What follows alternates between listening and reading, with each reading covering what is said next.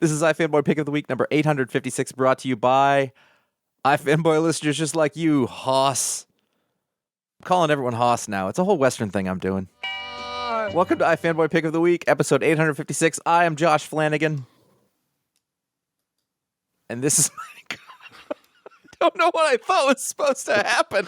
What was that? Did you short circuit? I thought, why isn't he saying something? And then I looked and I went, you say something. And then I thought, you have a lot of practice at this, Josh. Yeah. Anyway, I'm going to go get a neuropsych test after this one's over. I'm here with Connor Kilpatrick. Good morning, everyone. We had a longer than normal discussion between the first thing you heard and then when this part started. Normally we go right to it. Right. When you were listening to the music that just ended, in our lives, only a few seconds have passed. We add time in there. This time, we will have to subtract time. Because I did have a conversation, which was it's true. Unusual. It's true. Because, we got business to do. Mm-hmm. We got a show with a light lineup, and what I'm doing already is saying, hey, Connor, you know that short edit you were looking forward to? Son of a bitch. Bully. We are iFanboy. Every week, one of us picks the book they like the best from their stack of comics. That is called the Pick of the Week. We talk about that book. We talk about other books from the week. We talk about the Patron Pick. We will answer listener mail if we have time, and it is never a given. That's what I'm saying to you. There is a spoiler warning in effect. If you have not read books and you do not want us to talk about what happens in them, then you should let the show play through so that we still get counted for that. But you should take your headphones off or perhaps mute.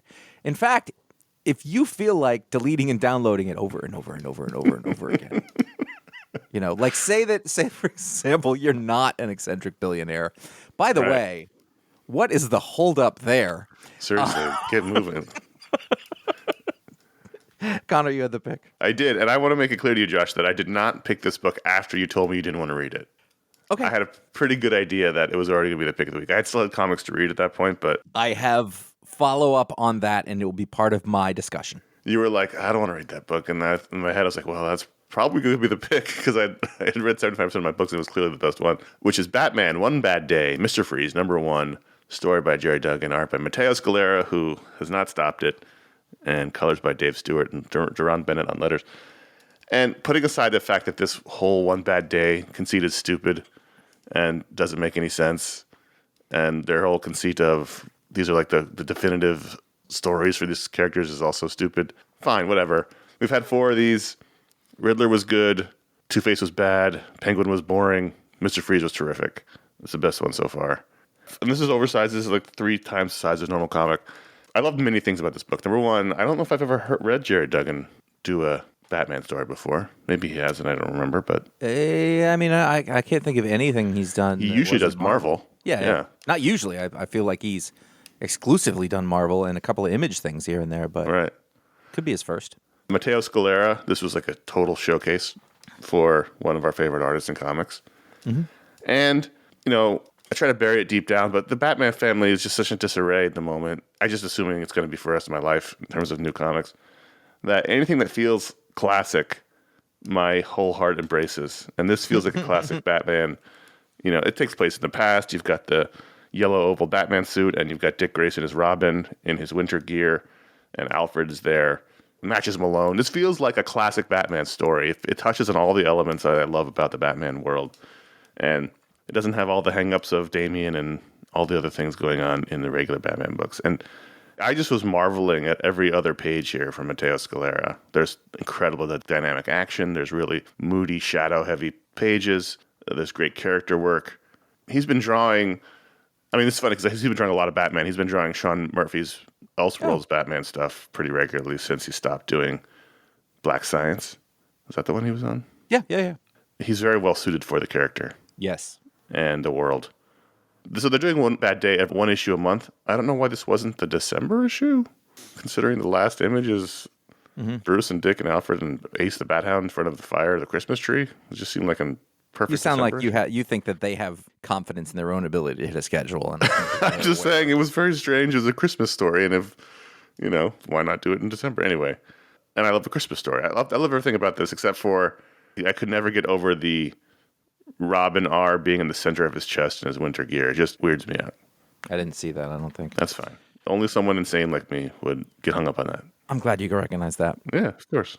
So when I said I didn't want to read this, I don't like Mr. Freeze. Yeah. I kind of never have. I feel like, and I genuinely feel this way, is that I feel like that one episode of Batman Animated Series said everything that they needed to say about the character. And since that time, I haven't read a Mr. Freeze story, that I cared about.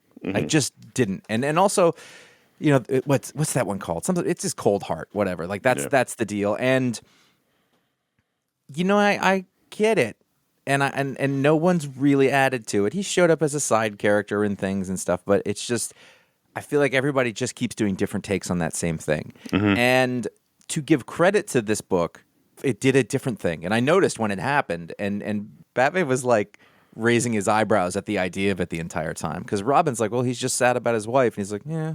And so the whole background story that's going on here is that Mr. Freeze isn't a shit because his wife died. He was a shit. What this issue did was it played with your expectations from that episode entirely, because that episode posits a really sad story for Mr. Freeze, and he makes him into a tragedy, and it makes you feel bad for him.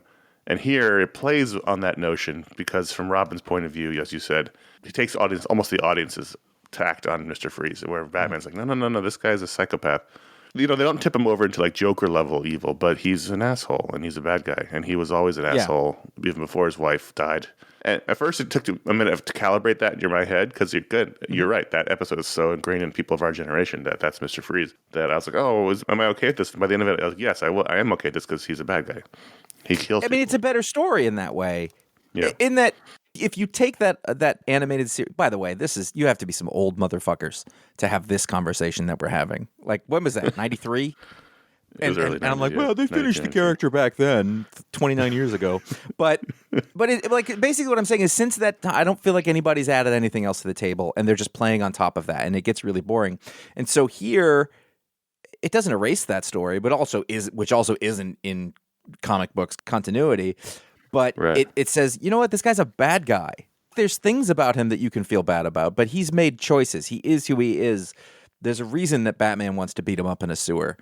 And that that's just the filling in those lines and sort of updating it so that there was something to grab onto here, because I was genuinely afraid there wasn't something to grab onto here, and I didn't give Jerry Duggan credit. I think part of that is because I think he's a great writer. He's done really wonderful things, but a lot of his recent Marvel output hasn't been stuff I'm interested in. Not bad, just X-Men stuff and things like that.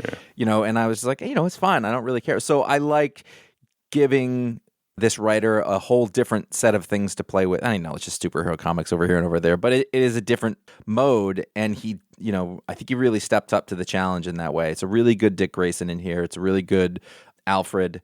If I had one complaint, complaint is that I thought the last beat with the Snow Angel was stupid. I thought it was really stupid. There's a saying that Lindsay and I have in this house, and it is bingo. And the reason that we say bingo is when something has a stupid button on it. And that is because in one of the funniest scenes in cinema history, when Clark Griswold shoots down the hill on his saucer sled with a new non-nutritive cereal varnish, Randy Quaid looks at the camera and he goes, bingo, which makes no sense. None. It doesn't need to be there. It just sucks all the air out of what just happened. Another example of that is at the very end of the Oscar winning film Doubt. Meryl Streep says, "I have such doubt," and I was like, "You don't have to say it. There was no need." And that was this like gleeful snow angel on the ground because he did some good, and I did not buy it. Other than that, last panel, it was a great issue. There was tons of really great moments. You mentioned Alfred is terrific to this whole thing. I liked the tension between Dick and Bruce, and not bad tension. It was just philosophical tension about Mr. Freeze. And then it was full of really fun moments, like Bruce going into his Matches Malone character, going to the bar to get info, and it's like a 2-page spread montage of him at the bar, including one panel where he's doing karaoke singing Fairy Tale of New York. Like, it was just...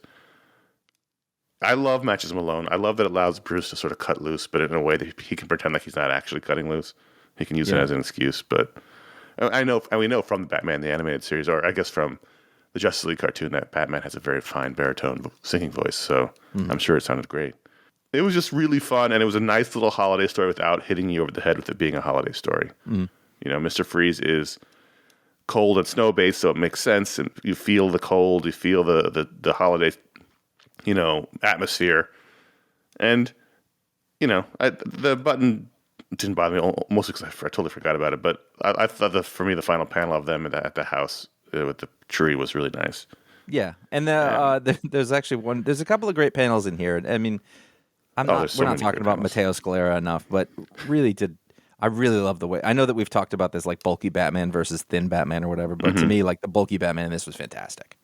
This is sort of like that Superman we talked about with Tim Sale, like that sort of farm boy physique. Yep. It's like the old school strongman body, which is kind of what he's been doing with the Sean Murphy stuff. But again, there's so much shadow work here. There's a great one-page panel where Mr. Freeze is walking out of the it's page 19 in Digital Reader, where he's walking in the sewers, and there's all kinds of different weird light sources. So you've got light coming through a grate, and you've got his red eyes, and it's just, you know, really well done. Really, it's just really top-notch stuff. Stewart.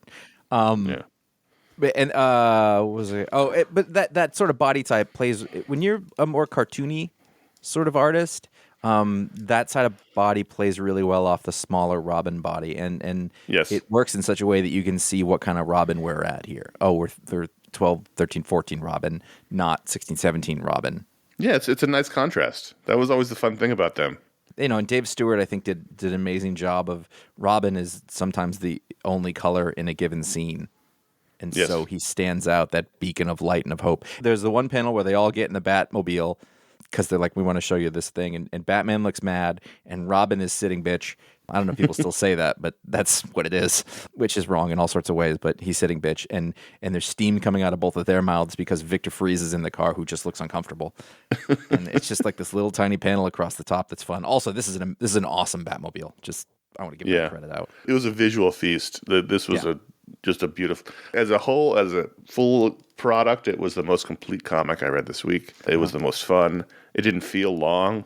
No, you know, I finished it. I felt like I got a good meaty story, but didn't feel like I was constantly checking the page count, which sometimes happens with these long books. They managed to do an alternate Batman suit.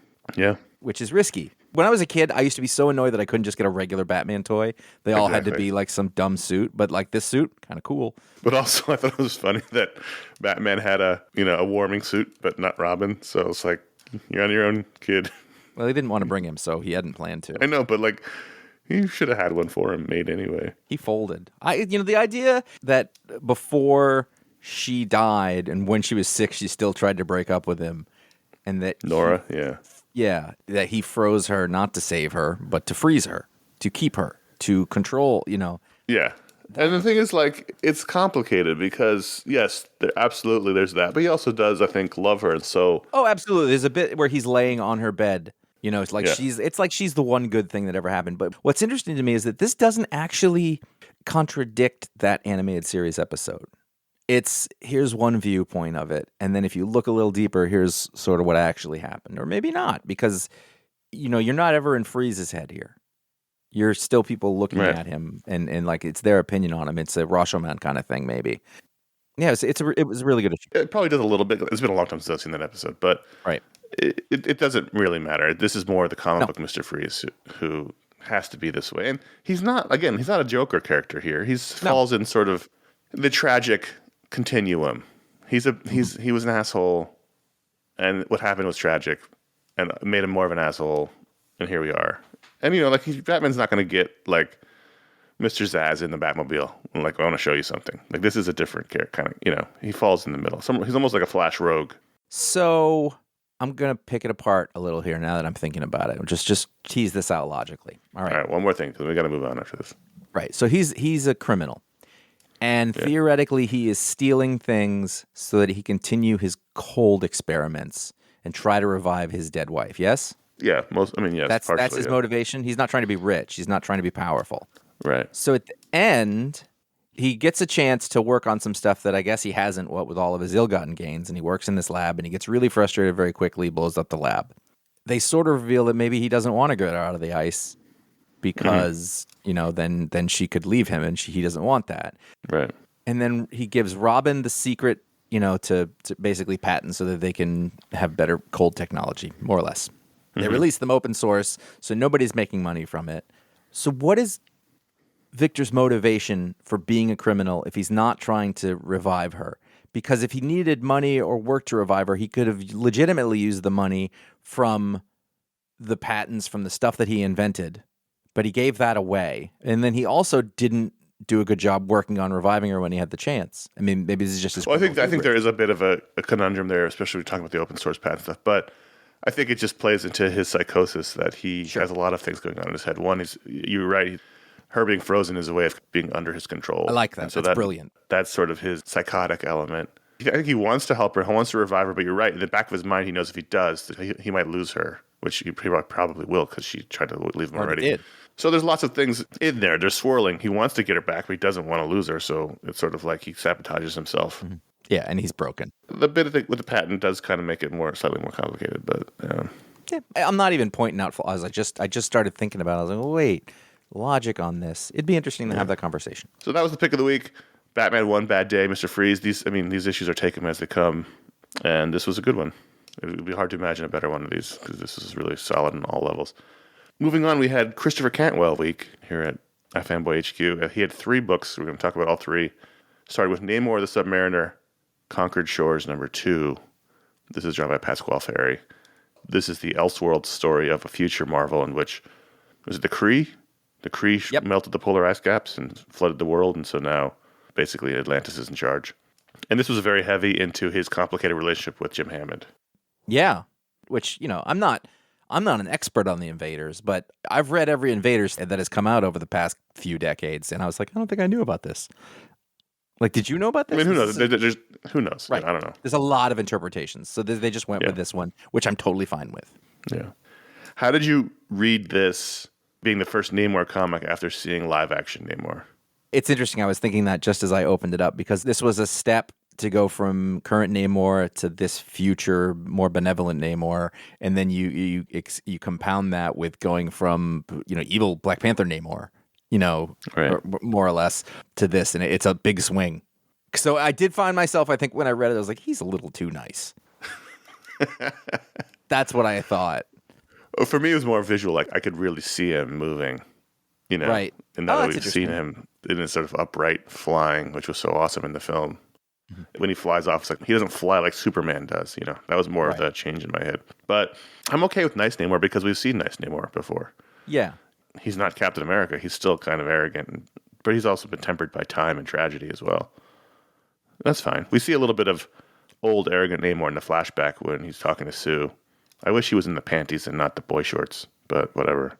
I knew you were going to say that when I looked at that, and I went, "Do I want to see the panties?" And I'm like, "I'm not sure." It adds to the arrogance. You've got to be super arrogant to go out in the world. And the hot pants are flattening his junk, which should be front forward. Although he is, if you look how he's standing, he's still presenting. Yes, he definitely is. Quality word choice. Just want to go ahead and give you that. I thought that their relationship here was really interesting. Like, it's said a lot in these pages that... Him and Sue? Yeah, that I don't know has been made manifest before. And it is the idea that, like, they both know that there's something between them. It was actually really nice structure. It was set up like she wasn't going to let anything happen about it. He said, I know you're not going to let me kiss you, but the understanding is still there that that's the thing they both want to do. Mm-hmm. And I thought that was very forward and not necessarily bad, but it's because of that, it's very conflict-inducing. Well, that's always been it, right? There's no secret that she is attracted to him and has had feelings for him. It doesn't mean just because she chose Reed doesn't mean that attraction goes away. No, I know that, but there's a very mature, but also a relevant recognition of it. Yes, they're not beating around the bush of it, which I think is not usually what happens. And this is one of those things where I'm reading I know about this, but I thought, do I know any details about what this actually is? And I feel like I need to read John Byrne's Fantastic Four to really get to that. And it just makes it so interesting. I think we probably talked about it last time, but when you turn that page, you see current old Namor again, and he has the Reed Richards sideburns now. And I noticed that. It makes that so much more interesting. Yeah. it's been there the whole time, and then we probably talked about it again, but it's just the contrast immediately from Sue to old Yep. Namor looking like Reed now. It's very funny. I mean, it must have been a conscious choice. I think it's a really strong choice. And I noticed, you're exactly right. I flipped that page and I'm like, how did I not notice he had this hair the whole time? I think that's great. Yeah. He's also in that page, the one immediately following the Sue scene. He's wearing this blue armor suit. So if you squint your eyes, it's Reed Richards. Yeah. I do know that when I read this page, I was looking at his eyebrows a lot, and trying to figure out what they would look like in real life, and I couldn't figure out the way that they didn't look ridiculous. Yeah, that's kind of Like one of those old ladies, like the drawn on, like George Costanza's mother. Yeah, basically. I mean, this continues to be interesting. There's still this conflict of how can they save humanity, because there's only a pocket of humanity. There's two pockets of humanity, one on the surface and one living in Atlantis. The rest of the people either died or a bunch of the heroes went off to fight the Kree and never came back. And the people on the surface aren't gonna make it unless something changes. Right. But they don't want to make that choice. I think one of the device here is that they just strip down there's no one left. There's these 3 guys left, Yeah. and that takes away so much complication. Like, you don't have to worry about the story. Like, no, these are the only people there are to fix things.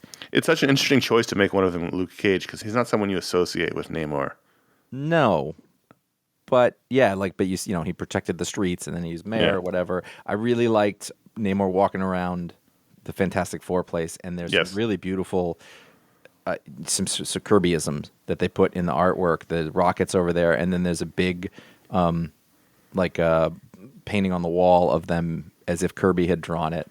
And then off to the right, there's various kinds of Fantastic cars available.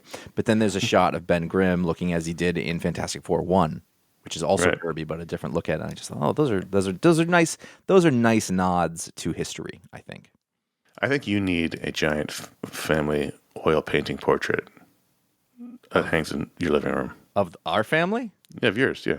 Oh, because I was like, I would totally do a Jack Kirby photo or painting of all the Fantastic Four. No, I mean your family. Yeah, but what about if it's the Fantastic Four, though? That's fine. I would 100% put that up. There needs You to would. be more giant. I think I could get Lindsay. Maybe, yeah, I could get Lindsay into it. I could make that happen. This continues to be really interesting and fun. I liked the dynamic of, he calls Hammond his best friend, which threw me for a second. Yep. But he's excited to see him, but also is weary of seeing him, and also Wants to kill him. can they use him as a human power battery to power the settlements under Atlantis? So there's a lot going on, a lot of complications, as there always are with Namor. But I really enjoyed this. I think this has been terrific so far. Yep. Let's move on to Gold Goblin #1, also Christopher Cantwell, drawn by Len Medina. And I didn't even think of this. We talked about Cantwell before, and his sweet spot being the arrogant Marvel character. There it is. Tony Stark, Doctor Doom, Namor, Kang. And you're like, oh shit, Norman Osborn as well. And so now they've got him. He's just got them all. He has a monopoly on them. You said to me, why is this just not happening in the Spider-Man book? And I can't disagree. My thoughts on this as I read it are that this is a really good, well-made, and thoughtful comic book with a lot of skill on the page, and I don't care about it. Meaning that, I don't like this Norman Osborn story. I don't like this.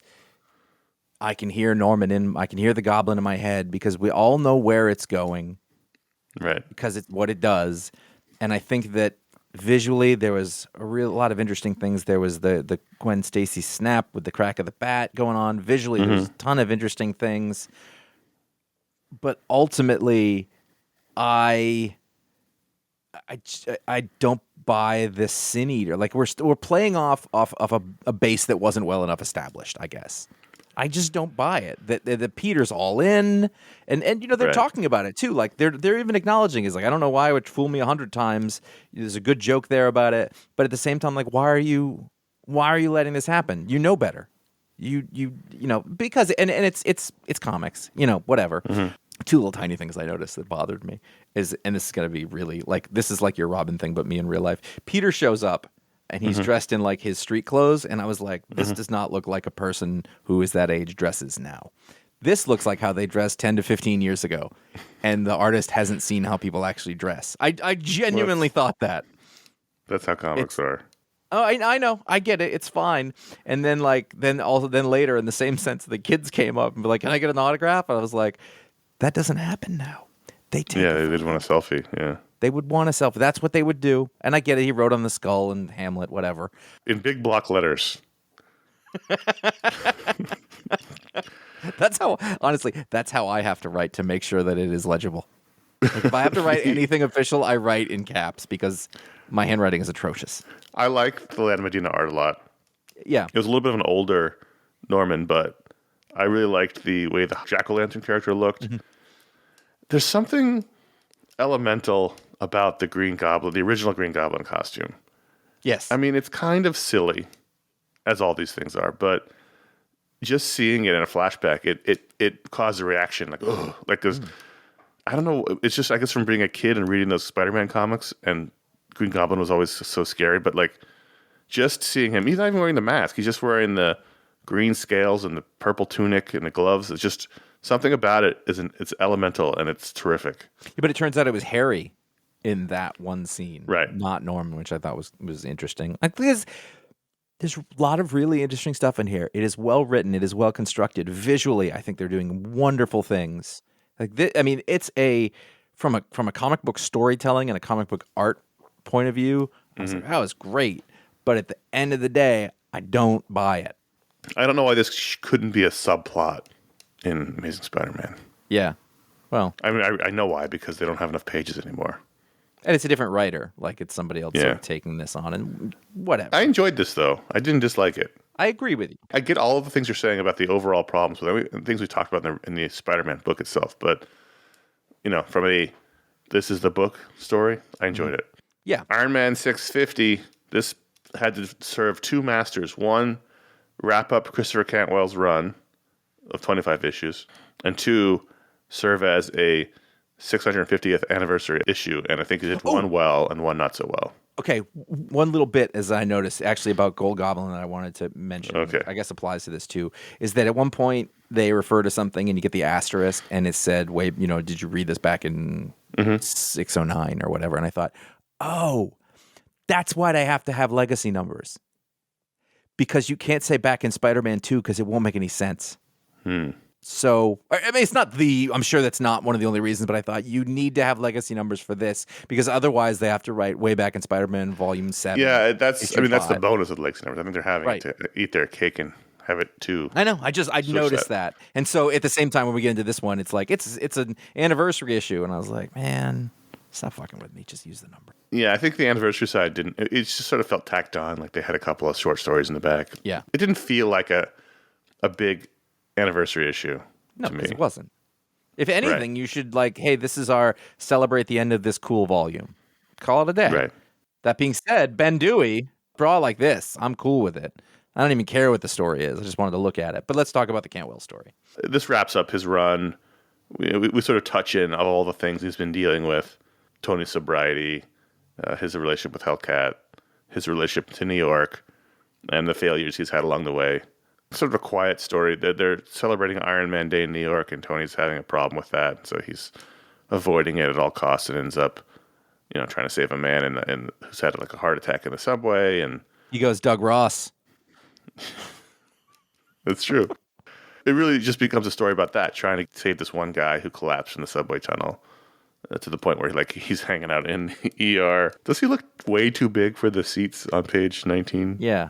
Yeah, I mean, he would have to be using some sort of his energy power to keep from crushing that chair. Right, but doesn't he look like he's like twice as big as a human? He looks slightly bigger than a human, but I don't know. I see what you're saying. That's fine. The whole time I was thinking, why is that light on his hip? Because see how it's going to hit the arm of that chair? Right. That's such an annoying place for something to be. You want that area to be smooth in a superhero context. Agree. And why is there a light on his hip? The rest of them I'm fine with. Yeah, I think the costume's cool. And so then, it ends with, I think the guy dies. That's the implication, right? Yes, he does. Yeah. Well, either that or they came out and quietly told him he doesn't want to talk to you. Please leave. But we don't know because there's no dialogue. And so he goes back, and Hellcat shows up, gives him a hug, and takes him back to Avengers Mansion, which we visited, which you can too visit in New York City. The museum.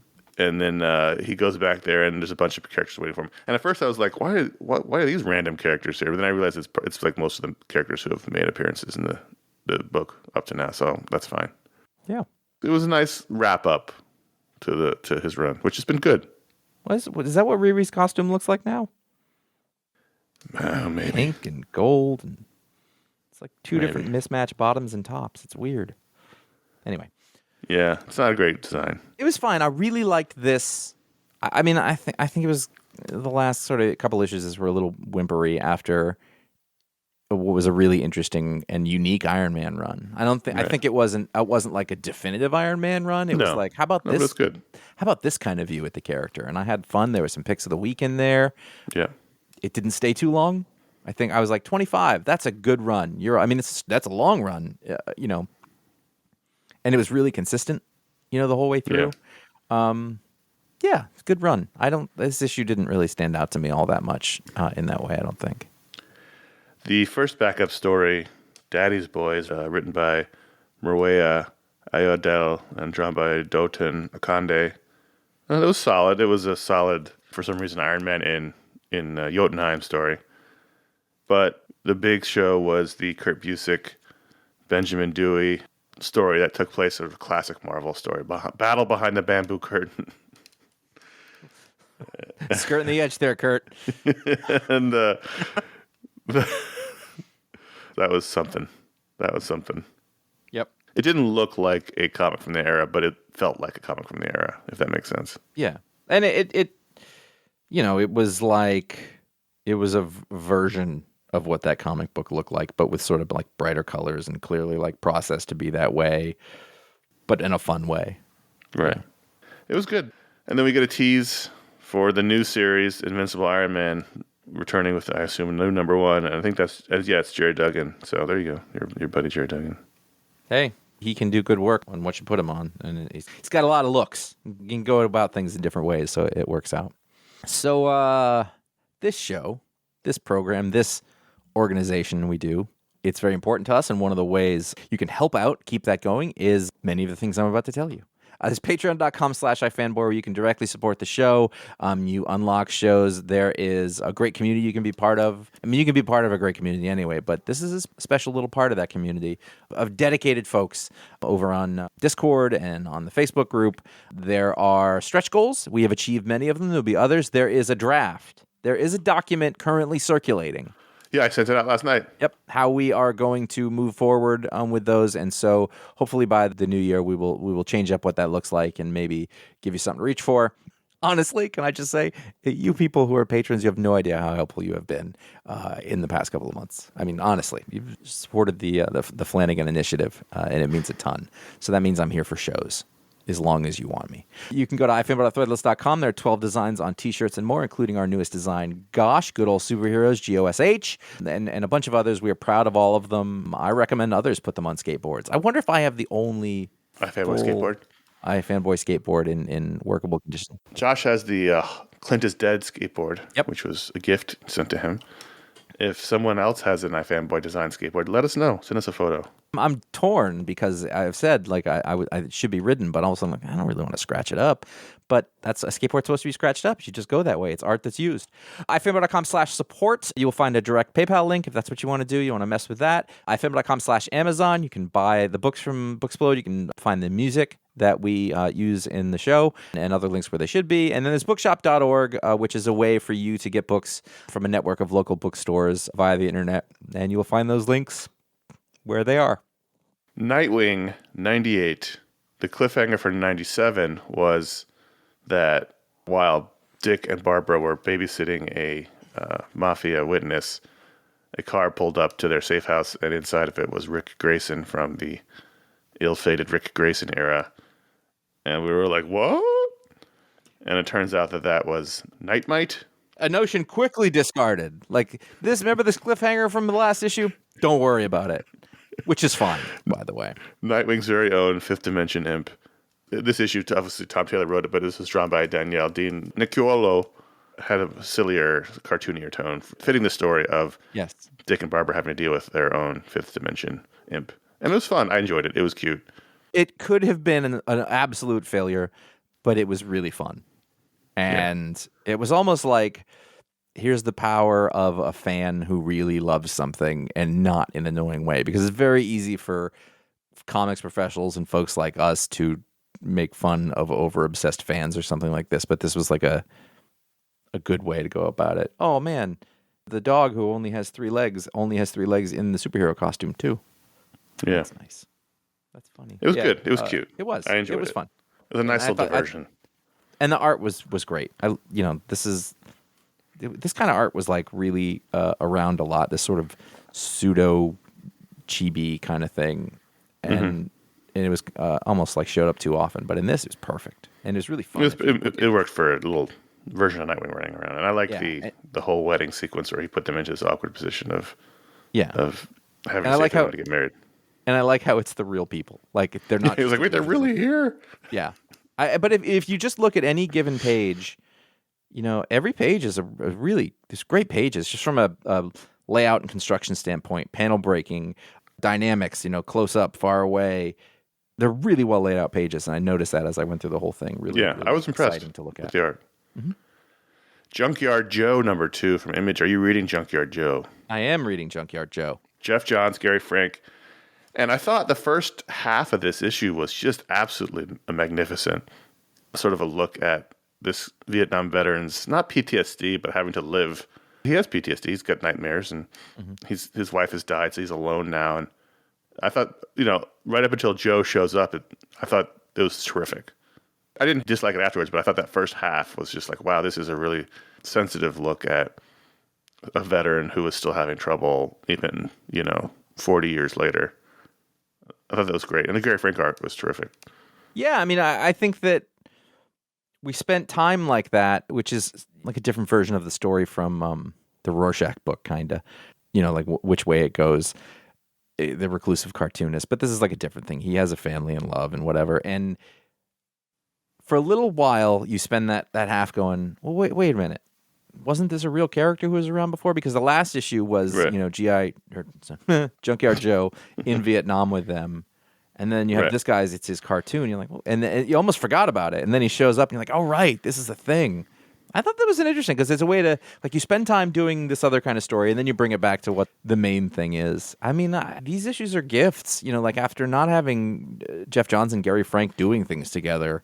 And this sort of, like, you don't know it because it's not DC, it's not Justice Society, so you don't know what to expect. Right. It's really fun to just see what this and the ending is just weird. And I liked how weird it was. Yeah, it's very Hellboy. we had these, he's got new neighbors, and that's not the weird part. They just, one of them's an artist, the daughter, so that'll probably she'll get involved with the guy somehow. Not romantically, just, involved. First thing she does in her room is put up a Jaws poster. Because she's unpacking. The kids do, Josh. The kids do it. They love it. And Totoro. And at the end, these two, local sheriffs and a deputy are interviewing this guy about, a sighting of G.I. Robot, and they both get shot in the back of the head by this other guy wearing a G.I. Robot mask. I was like, okay. Yeah. Cool. Weird. Yep. At first I was like, is that a robot? Nope, that's a guy wearing a mask. Okay. So the girl next door, by the way, she's supposed to be a teenager? Because that is not the haircut of a current teenager. That is a college girl from the early 2000s. Listen, Gary Frank is... I know. Of an age. Wait a minute. You just draw what you remember. She has a rack of glasses. Look, on page 22, she has a rack of different glasses she can wear. Huh? That's Gordon the intern has that. Yeah, but that's true. That's true. His are all the same with different colors, though. Anyway. Speaking of Jeff Johns, Stargirl, The Lost Children #1, the first issue of a new miniseries, will be very familiar to anyone who watches the Stargirl show, of which Jeff is the showrunner. It recalls that setup. She lives in Blue Valley with her mom, and her mom is married to Stripesy, which is like it is in the show. But that really isn't the what I really liked about this is drawn by Todd Nowak, is the story of all these missing Golden Age sidekicks. I thought that was a really interesting, tack to take. I don't know if these are all, some of these are new and some of these are classic characters, but I thought it was an interesting sort of mystery to solve for Stargirl is all these sidekicks, these teen sidekicks from history have gone missing. And that was an interesting setup. I enjoyed this. This was fun. I enjoyed it to the extent that, it was what it was, having fun. I don't know if I'll stick with it. Yeah, I get it. I gave it a shot. I was like, all right, I get this. This is the thing. It's what I thought it would be. It was kind of fun, but ultimately I wasn't all that invested. Yeah, I get it. Stargirl's obviously an important character for Jeff. Is based on his sister passed away. And so I appreciate that he keeps her alive this way.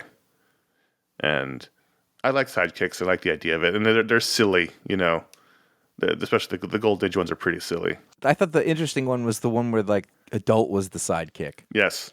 And I was like, oh, that's fraught. Yeah, that's true. That's true. The main hero was the kid and the adult was the sidekick, yeah. So I'm curious to hear it go. So it's only 5 issues or so I'll get into it. And finally, She-Hulk 171, Rainbow Rowell, and guest art by Takeshi Miyazawa, who I really love. Mm-hmm. This was also fun. It was a pullback to the origin of the villains of the story. Yeah. The tiny woman with the big head, and then her hulking henchman, who's not her henchman, but her husband. 8 issues in, we get to the villains. Which I'm fine. That's not a criticism. I just want that clear. I thought this was good. They were scientists who were big, desperately wanted Hulk powers. I like the idea that at the beginning of the story, they didn't seem like they were that bad. They had a cute relationship. And then by the end of it, you're like, oh, these guys are arrogant and megalomaniacs. And then, I like how it slowly unfolded where you're like, oh, these people are cute and they have their fun relationship and then they work together and they have, fun banter. And then it was just like, oh. And that's how you get a tiny body and a big head. I really like that reveal of them in the last issue where they told you outright. I think I'll always respect the writer for this. We don't know these people. Oh, okay, good. I don't have to worry about it. And in this one, I'd kind of forgotten what that was, and I started going with it. I really enjoyed the art and the whole thing. I liked the changes into the Hulk stuff and how that all worked. There were certain bits of this where I just thought, this is really wonderful storytelling. Yeah. I'm just continually be impressed on this arc. And sort of Rainbow's work. Super fun. Oh, the arrogant Marvel scientist. Get you every time. Those are the books we wanted to talk about. I actually had a really big week. I had over 20 books. I had a lot. I cut some. I was like, I'm not reading this on a busy week. GCPD, it wasn't great. So those are the books we want to talk about, but at patreon.com/iFanboy, every patron votes to add a book to the rundown. We call that the Patron Pick. And this week, the winner by a fairly wide margin was Blade, Vampire Nation #1, written by Mark Russell, drawn by Dave Wachter, colors by D. Cunniffe, and art letters by Corey Pettit. All right, so before we move on with this, we've had a lot of talk about Mark Russell. He was our big new find however many years ago, and we watched out for him. Book that Mark Russell did was a must-buy. Yep. You've been faltering on the must-buy status for a while. Me? I feel like, I've like you're aware of it. I know you have, but I don't feel like you want to as much anymore because you haven't really loved everything. I feel like his books haven't been as strong. Yes. I know. Yeah, I get that. And I'm not even arguing with that point. So would you have read this? Yes. Okay. Because, as you said, we were going to read all of Mark Russell's books. And, Blade does nothing for me. I didn't like the movies. I didn't read the character in the comics, in the 70s, obviously. And when he shows up in like a Avengers book now or whatever, it doesn't excite me. Like the Blade character doesn't do anything for me. But Mark Russell doing Blade, why? That's the question in my head. Mm-hmm. Why is this happening? And what I found here, and this is just a one shot for some reason.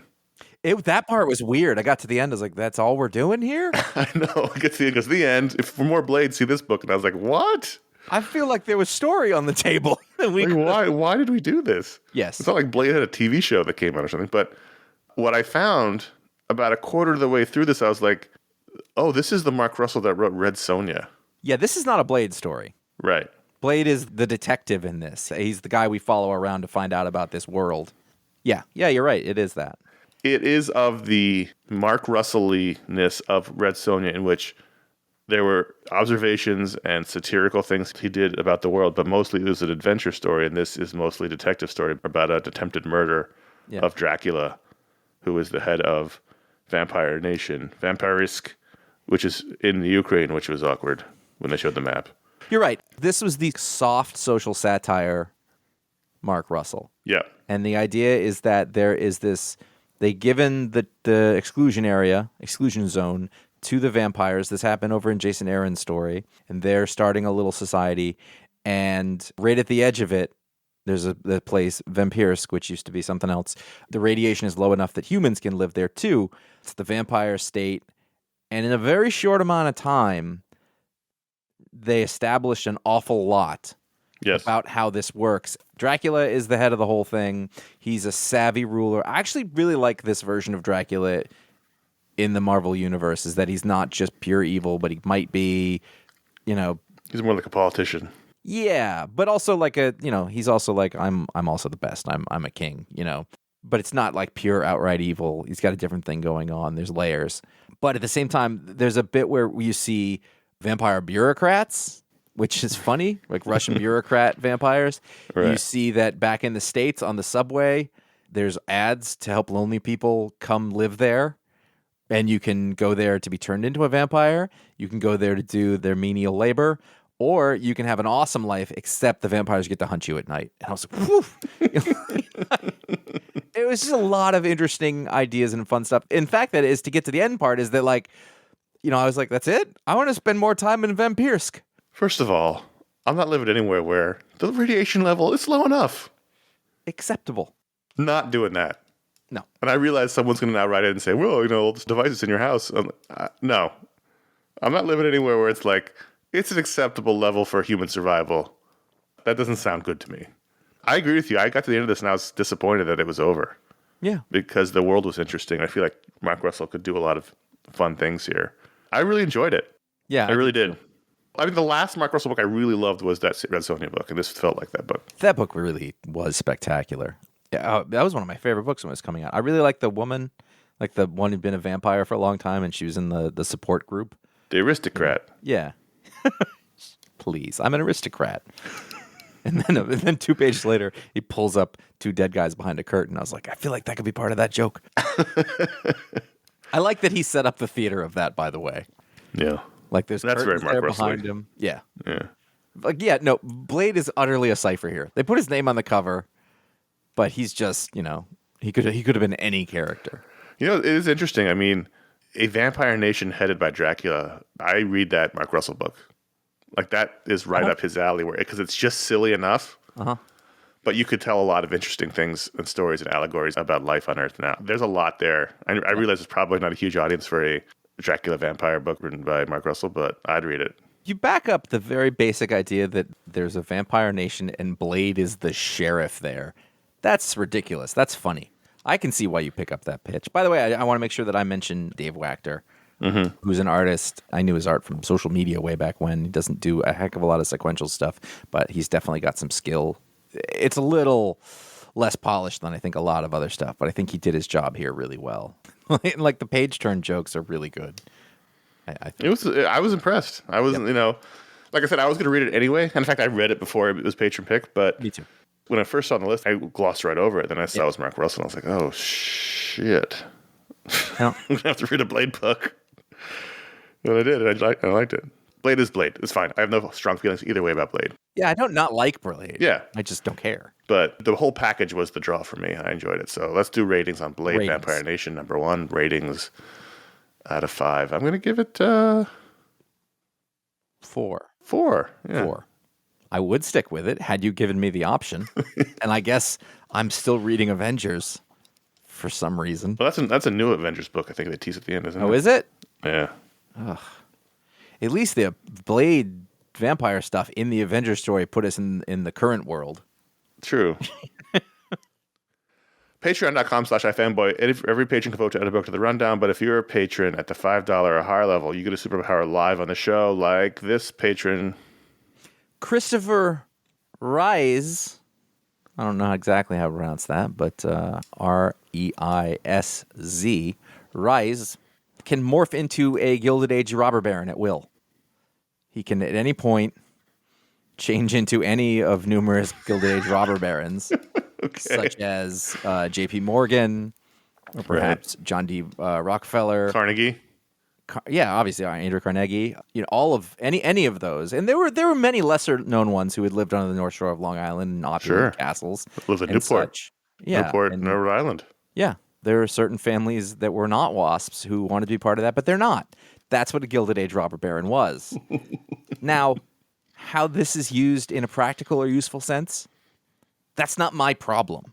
You know, the thing with the robber barons is they're really interesting if you start digging back and back and back and back, and how many of them we think of them as like railroad barons or like the Astors or like but you dig back and they're all like fur trapper barons. Like they all got their fortune from fur trapping.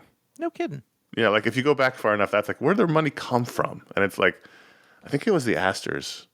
It was like the first Astor that came to America started fur trapping business and became hugely rich from fur trapping when they came and wiped out like all the beavers and everything. That's really interesting because like the initial conceit of these people that I think of them as being part of an intractable sort of New York society that no one can buy their way into, new money versus old money, but the money wouldn't have been that old given that is the case.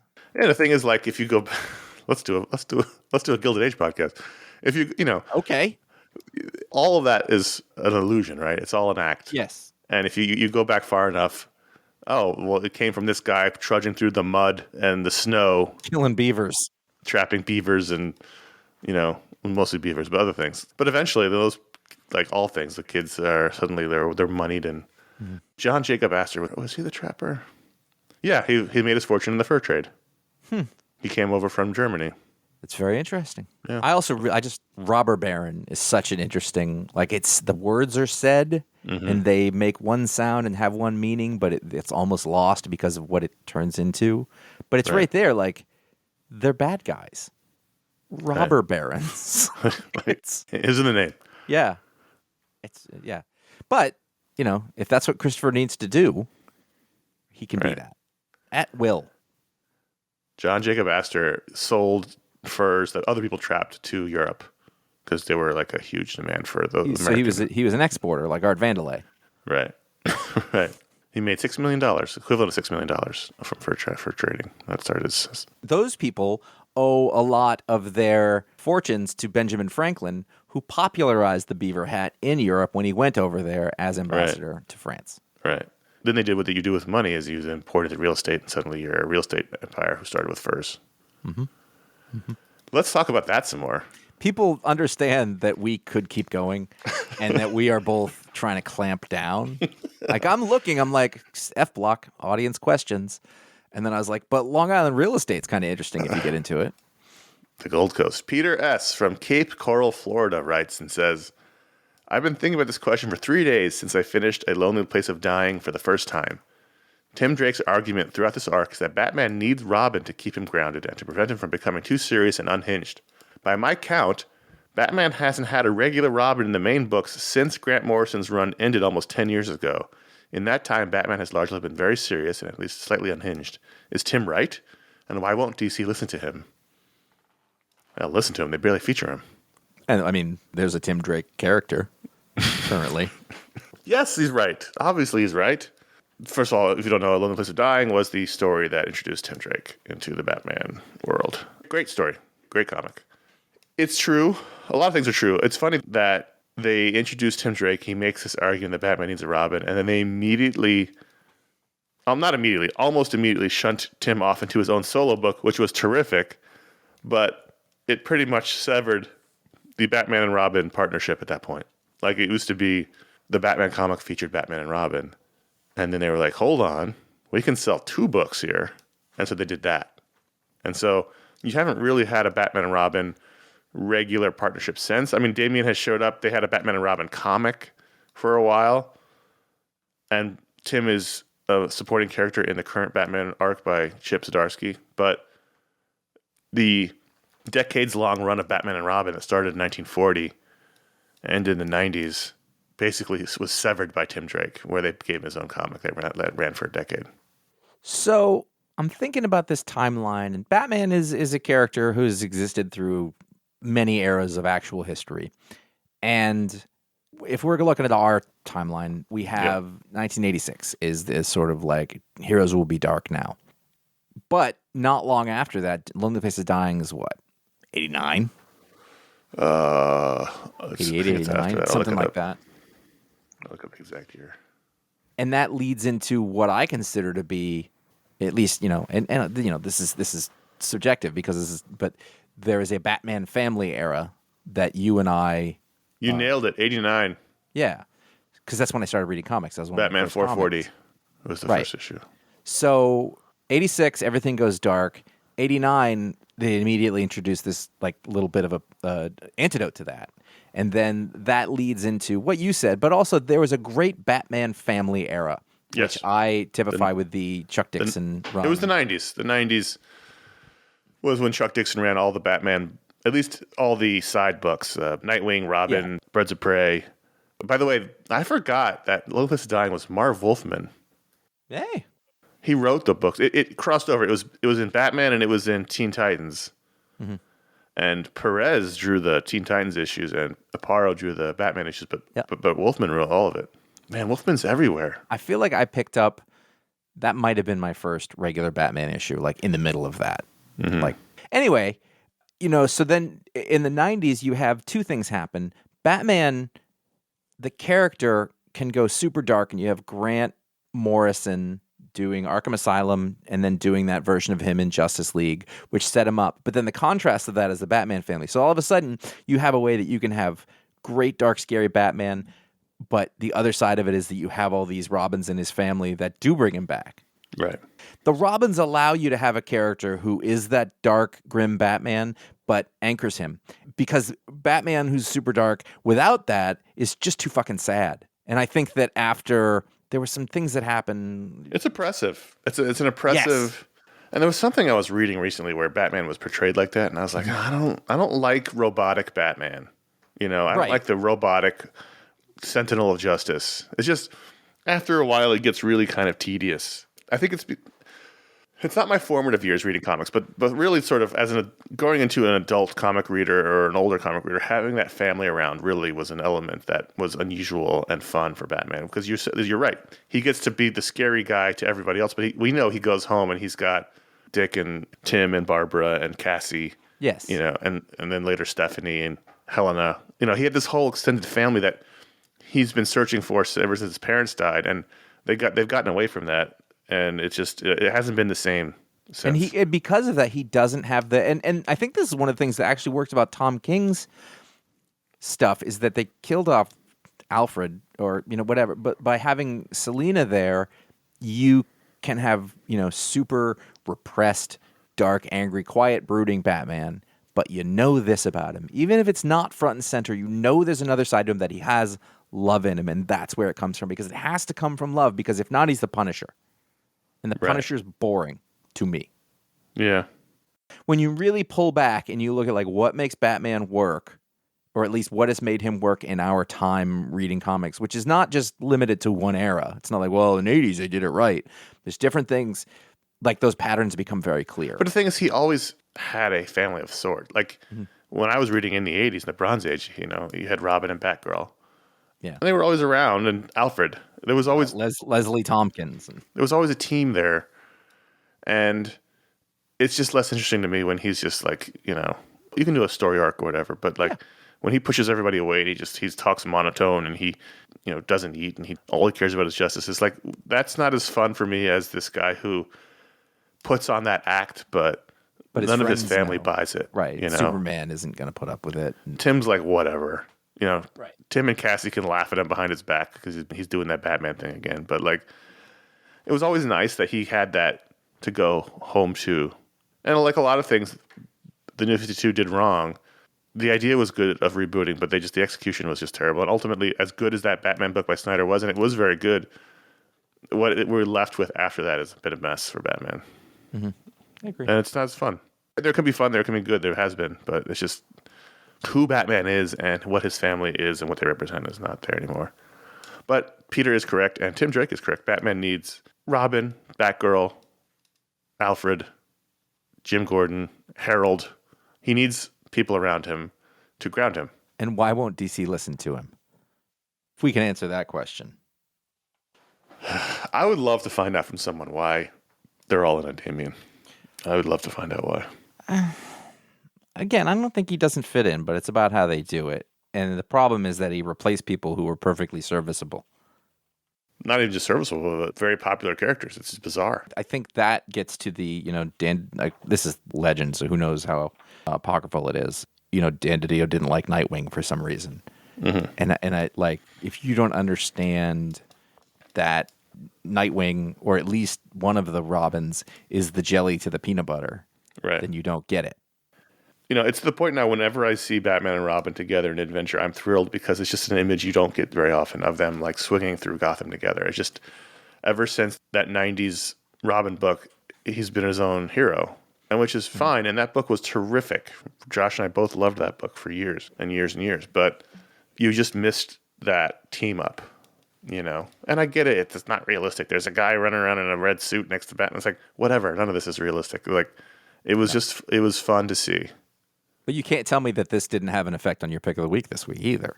Like, it was Batman. Oh yeah, no, that was part of it. Was that? I told you it felt like classic Batman. Yeah, I was reading it and I saw the way that Robin was just there. I don't even know it's Dick, right? Like, that's who it has. It's Dick. It's Richard. They call him. And I just thought, this is what Connor wants, and it's great. Now, like, as a result, I also want it.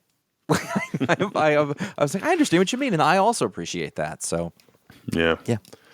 That's kind of the weird irony of Tim Drake, is that he shows up, he makes the case for there being a Robin, because it was only a year after Jason Todd died, but he makes the case that Robin is needed, and then they immediately shunt him off. Not immediately. There was like a short period where he had to become Robin and everything, but it wasn't super long, and then immediately shunt him off into his own book, miniseries, series.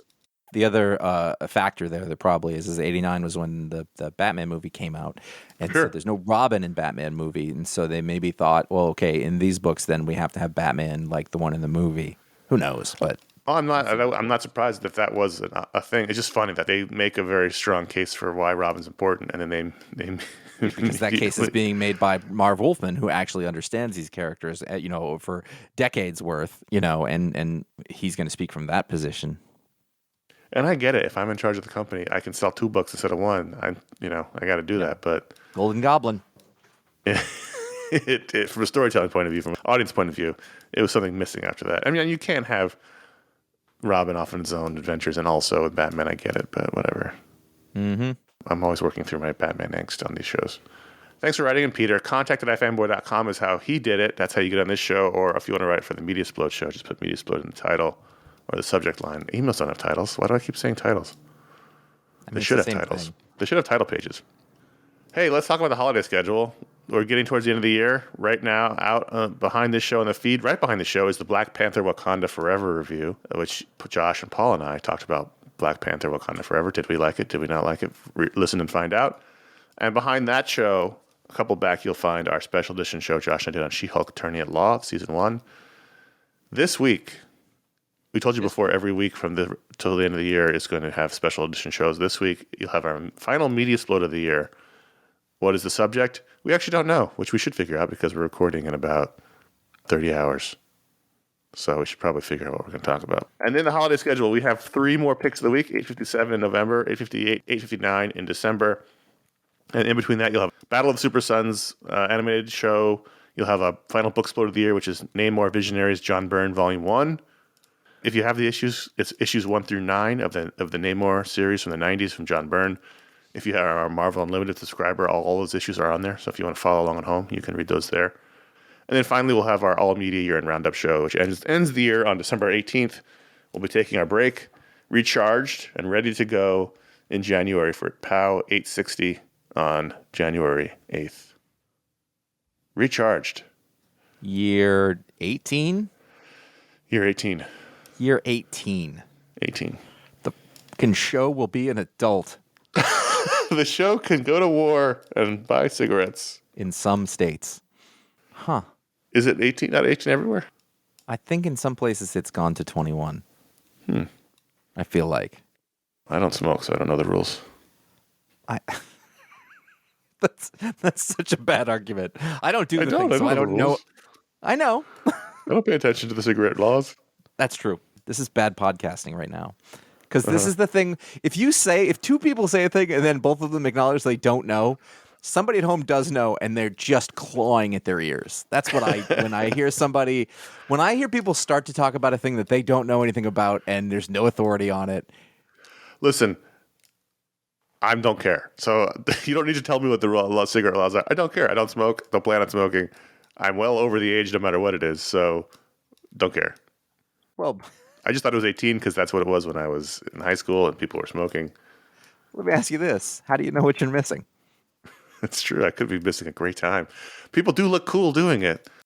Yeah, maybe this would be the thing for you to like bring your personality to the next level. This is the thing that's been missing all my life is the sweet taste of nicotine. Colorado, Indiana, Iowa, Kentucky, Minnesota, Mississippi, New Mexico, Oklahoma, South Dakota, Tennessee, and Wyoming have all raised their tobacco age to 21. Wow, all right. Okay, we can go ahead and do the rest of the ending of our show now. I got to go buy cigarettes. Let's hurry up. In 3 years, the show will be able to buy cigarettes everywhere.